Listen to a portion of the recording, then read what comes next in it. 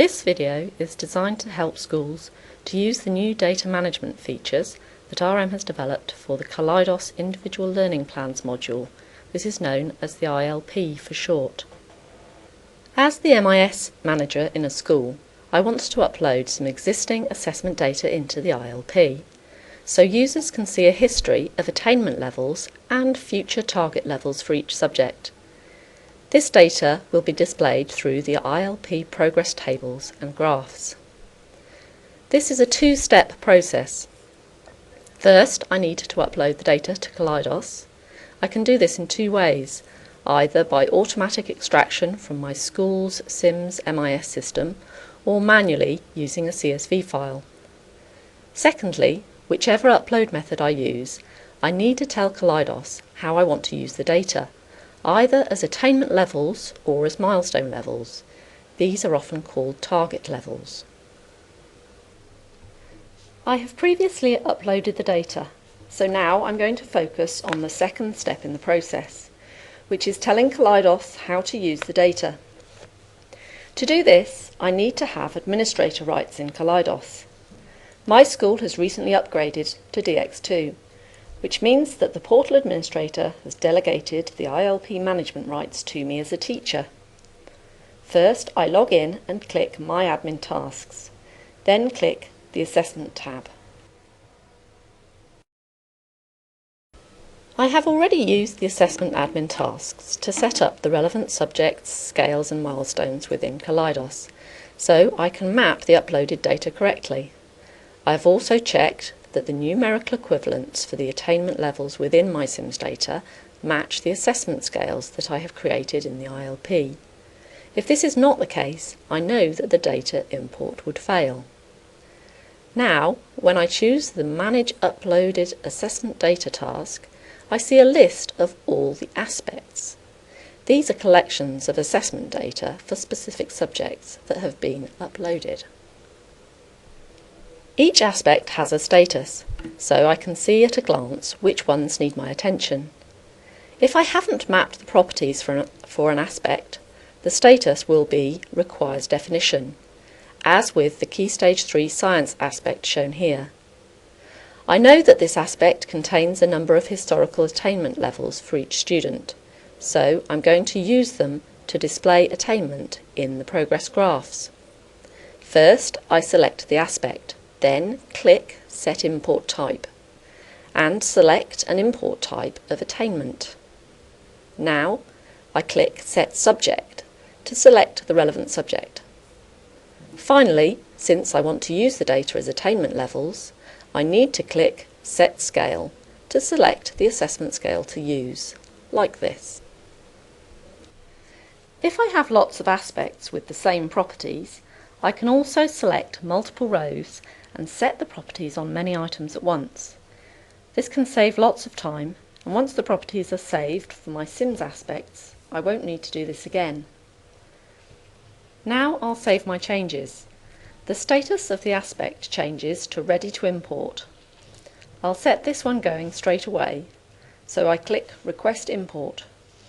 The import may take a while to complete, but I don't need to keep this screen open for the import to take place. I could log off and go for a coffee now. However, I'll deal with another aspect that's waiting to be processed instead. I know that the Key Stage 3 Science target aspect contains target levels for a group of students. I'm going to map the data to two individual milestone levels in Kaleidos, one historic and one in the future. I could use the default milestone levels for all these students, but I want to override with individual levels for each student depending on their progress. So I select the aspect and, as before, select an import type, this time of milestone, and then subject.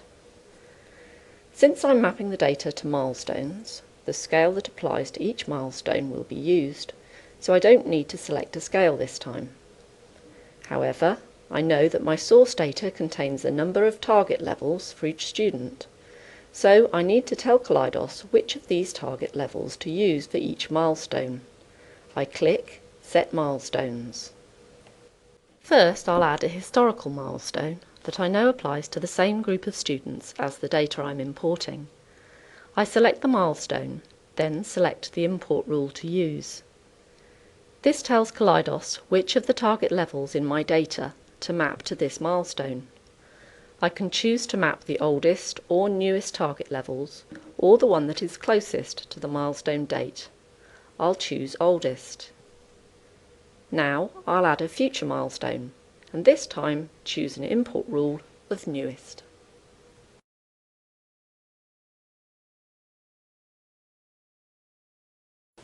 That's it. Now I can save my changes, request the import, and wait for it to complete.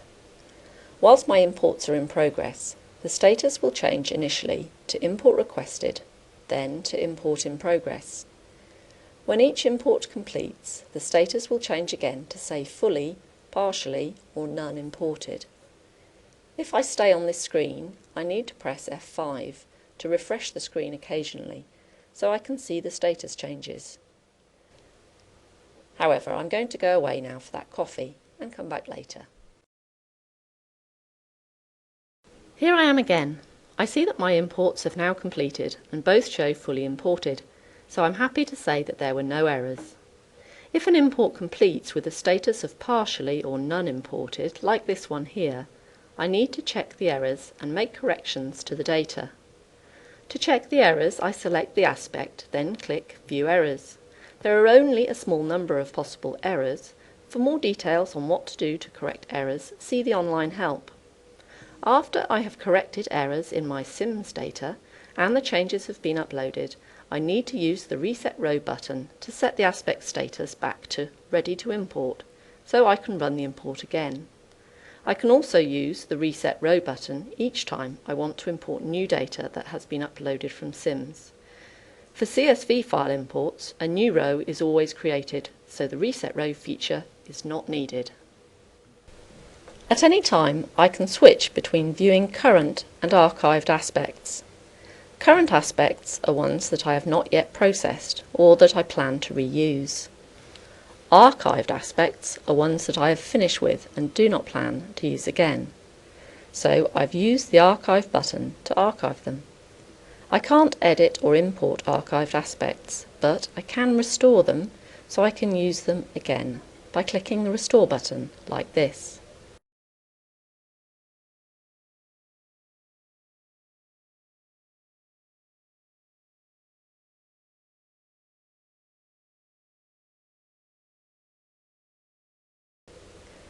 OK, now let's have a look at my imported data.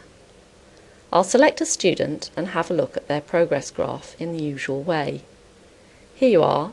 This is one of the students for whom I have just imported assessment data.